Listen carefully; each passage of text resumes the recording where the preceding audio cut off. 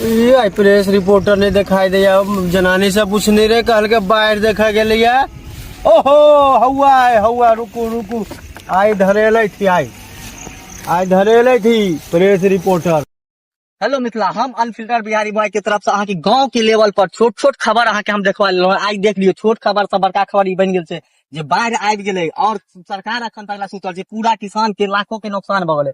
कते किसान के घर डूबि गेलै, खेत में धान रोपल छलै से धान डूबि गेलै। पूरा कैमरामैन कनी पूरा सीन के रिकॉर्ड कर लियो और देख लियो जे सरकार अखन तक कोनो राहत के कदम नहीं उठा रहल छै। एतऽ के मुखियो सुतल छै, कोनो अथी नहीं। आ देखियो मुखिया जी के नाम ले, मुखिया जी पहुंच रहल छै हमरा लग में। संजय मुखिया जी, की हाल चाल? यो अहाँ के हम खोज रहल पहले छलहुँ। अहाँ अपन हाल समाचार कहू, ठीक छी अहाँ? हाल चाल तो ठीक है। अहाँ के एते दुख भऽ गेल जे अहाँ ई नदी में एलहुँ हन आ बाढ़ि में डूबल हेल? बाढ़ में डूबल नहीं एलू है, हम अहाँ के खोजत खोजत एलू है, महिला सबसे पता लगेलू है।